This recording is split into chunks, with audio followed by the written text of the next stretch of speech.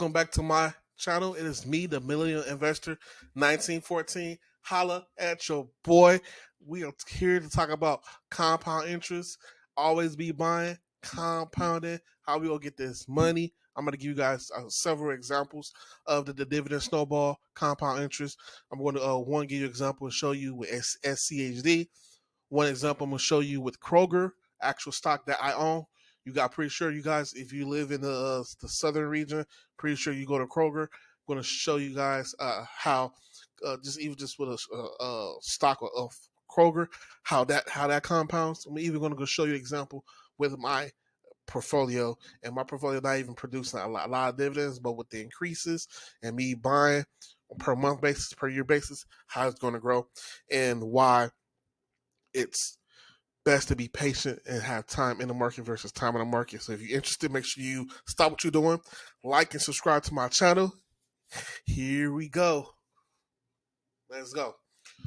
I'm gonna go through my portfolio, and with my portfolio, I'm gonna give you guys several examples with the dividend snowball. And with the dividend snowball, with anything with compound interest, it starts out small. Anything, it starts out small, and then when you be patient and you add on to it, just like if you look, to take a step back. I'm from the Midwest. I'm from the Wisconsin area, and as we all know, growing up, going to school, high school, middle school, college, definitely will be tiresome waiting for the school bus. And when we used to have snowball fights, when we used to have just blizzards and everything, when you want to do a snowball or a snowman, when you start off small and roll it up, and you compound it, you pat it, it does. It start off small, and you have to continue to add more stuff.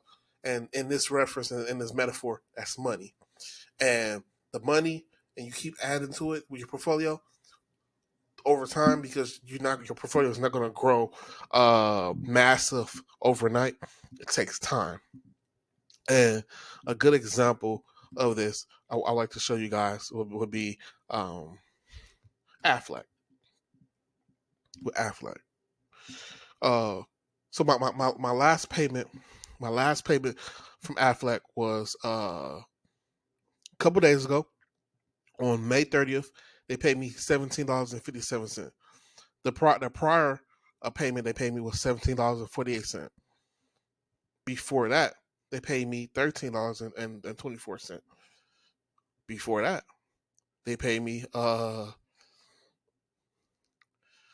$7.81.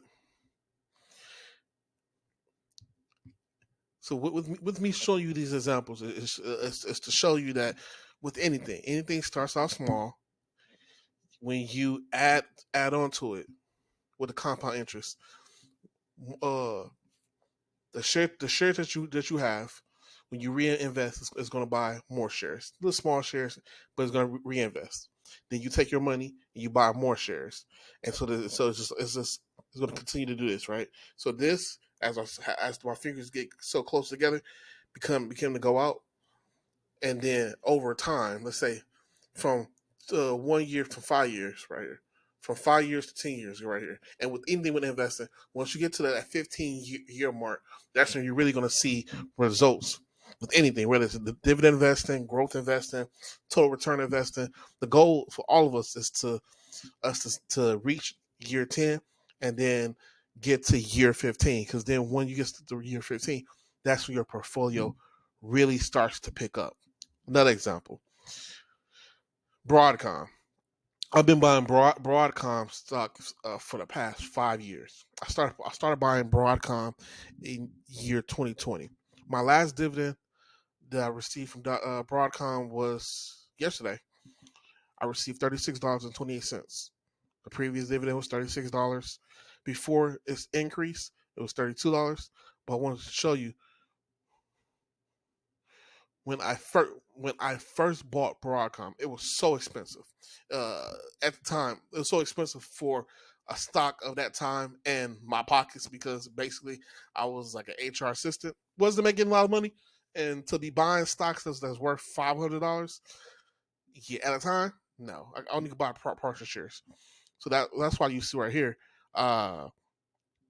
With my little few shares of Broadcom, it paid me $3.78. Then 434, then 437, then 595. Right. Look, years ago, Broadcom was paying me $3, $4. Back in 2023, it was paying me $8, $9. The more I bought, the more the pay the dividend payments increased. So it went from paying me $8 to $9 to $13. Now it went from paying $13 to $23. Then now it's paying me upwards 36, where let's round it almost up to $40, $50. That's this me just showing you right here. That's a clean show you of compound interest of me not going in and out of the stock and showing you the increase. Right. Another example of compound interest to show you how if you just be consistent, be disciplined, and just buy the increase of a stock. Right. I just received a dividend payment of $32 from Kroger. Before it was 32.54, 32.37, then 26.28. Keep in mind, Kroger. Boom. Here's to show you a compound, a dividend stock compound calculator.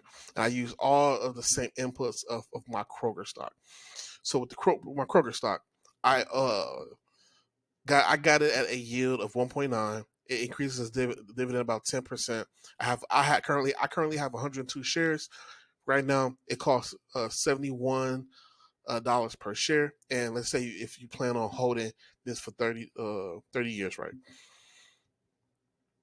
The cost basis right here of Kroger is 7,332,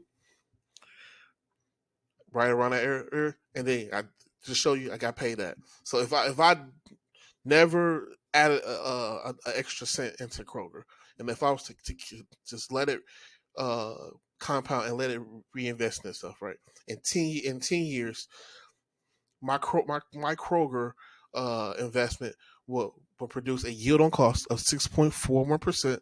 It will be worth around $10,000, and it will be paying me out roughly $466 for the year, right?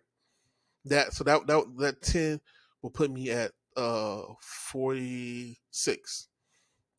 So let's take it again.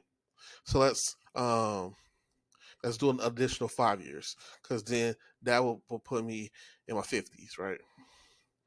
Then this Kroger stock will have a unit cost of 14.3.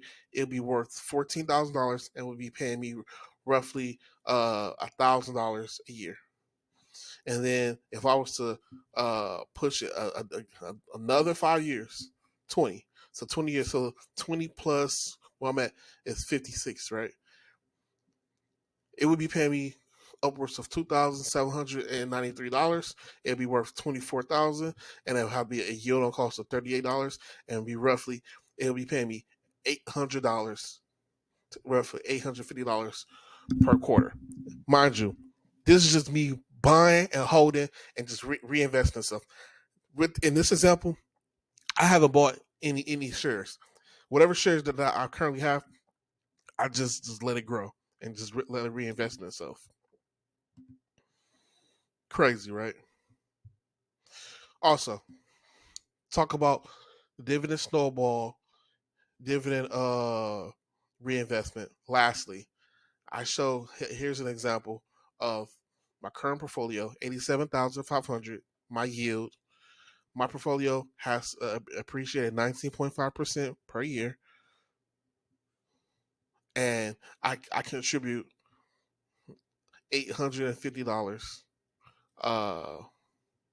Well, this says $850 annual. Nah, what is 800 $850 times 12? Let's just say 10,000. Boom. So this is a show right here that with an $87,500 portfolio, my portfolio produces an annual dividend income of 1,000, close to 1,100, which is nothing, right?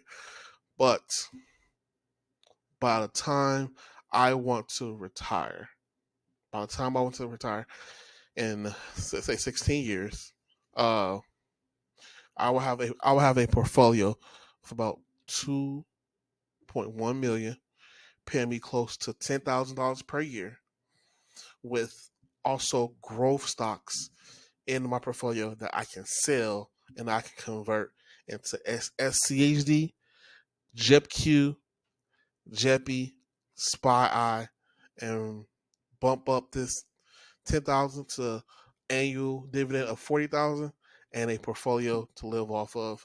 And that is uh, a dividend stock portfolio update. This is compound interest, dividend snowball, all the Warren Buffett quotes and everything. Always be buying, staying in the market, all that. This is what I'm striving for. This is what I'm doing, and this is how my portfolio has been able to just compound and grow at 19.5% per year. There's people that have greater portfolios that's growing way faster than me. That makes way more money than me. That contributes way more money than me. I just do what I can. I just stay a faithful steward, and I just work out my plan, and I adjust along the way. But at the same time, my goal is to get between 19 to 24% annual returns per year, and for me to retire at least by 50 years old, so I can sell my house and I can move abroad, live abroad, and just live my life and just have a greater increase of way of living, live healthy, and not worry about the hustle and bustle of the United States. If I wanted to come back to the United States to travel, I had the money to. So make sure you like and subscribe. If you like my examples with Broadcom, Kroger, SCHD, and my portfolio, give me a like, thumbs down, whatever. Holla at your boy. Make sure you like and subscribe to my channel, and peace.